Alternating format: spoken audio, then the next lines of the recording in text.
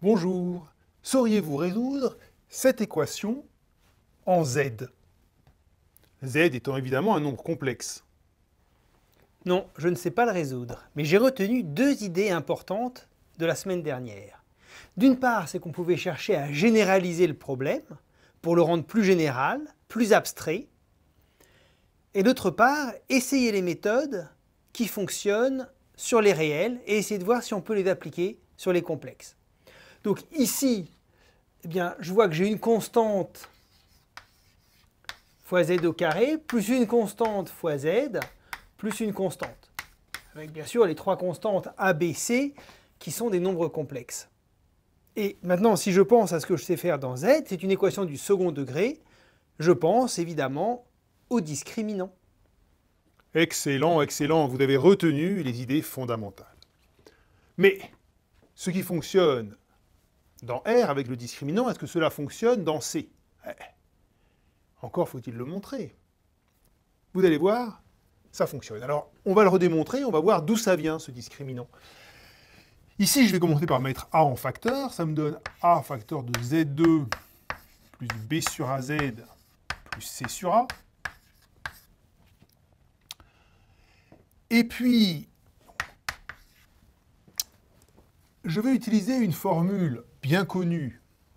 C'est que U plus V au carré, c'est égal à U2 plus 2UV plus V2. Identité remarquable bien connue. Et la particularité, c'est que je vais utiliser le début de mon identité remarquable pour écrire cette quantité-là. C'est-à-dire que mon U2, ça va être Z2, donc U, ça va être Z. Et du coup, comment faut-il choisir V pour que cette partie-là soit égale à ça? Donc, U, ça va être Z. Et comment je vais choisir V? Eh bien, vous voyez, il faut que 2V soit égal à B sur A. Donc, V, ça va être B sur 2A.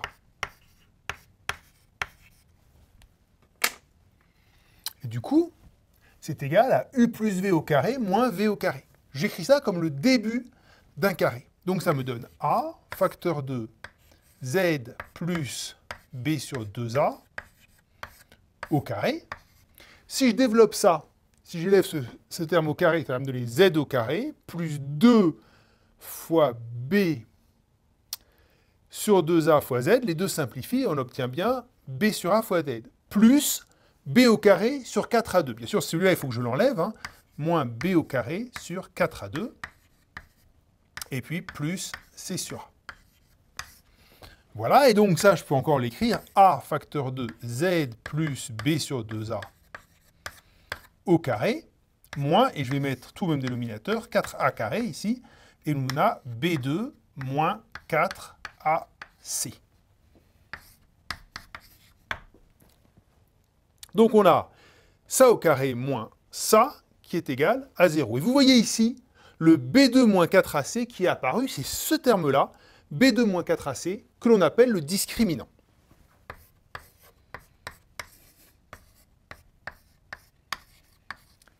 Oui, mais maintenant il faudrait prendre la racine carrée du discriminant. Vous avez raison, mais pour un nombre complexe, on ne parle pas de la racine carrée, mais des racines carrées, car à part pour 0, il y a deux racines carrées, c'est-à-dire deux complexes, petit delta, tels que petit delta au carré soit égal à grand delta. Donc, on verra, vous verrez, comment trouver petit delta. En tout cas, petit delta, c'est un nombre qui est une racine carrée de grand delta. C'est-à-dire que petit delta au carré est égal à grand delta. Ce que je dis, ce que j'affirme, il faudra le vérifier, c'est qu'un tel petit delta existe toujours. Et c'est facile de le montrer en regardant le module et l'argument. Et donc, notre équation, finalement, elle se ramène à Z plus B sur 2A au carré moins B2 moins 4AC sur 4A2 devient delta sur 2A au carré égale 0. Et donc, on a U2 moins V2. Encore une identité remarquable. Et donc, on peut l'écrire, Z plus B sur 2A plus delta sur 2A facteur de z plus b sur 2a moins delta sur 2a égale 0. Eh bien, lorsqu'on a ça, hein, finalement, c'est z moins b moins delta sur 2a et z moins b plus delta sur 2a. Et pour que le produit de deux nombres complexes soit nul, il faut que l'un ou l'autre soit nul. Et donc, on a deux solutions, z égale moins b moins delta sur 2a, et z égale, donc les deux solutions, hein, c'est z égale ça, ou z égale moins b plus delta sur 2a. Alors, si l'on veut appliquer notre méthode à cette équation, on va poser delta égale B2, donc 2 plus 3i au carré, moins 4ac, 4i fois 3 moins i. B2, ça fait 4, plus 4 fois 3, 12i, plus 3i au carré, ça fait moins 9, moins 12i, et puis moins 4i, plus 4i au carré, moins 4. Ce qui fait moins 9. Ah, j'ai de la chance parce que ici c'est facile de trouver un petit delta tel que delta au carré est égal à moins 9. C'est égal à 3i. Parfois, évidemment, c'est plus difficile. Et donc, les solutions de mon équation, ça va être z égale moins b, donc moins 2 moins 3i, plus ou moins 3i, sur 2a, 2i.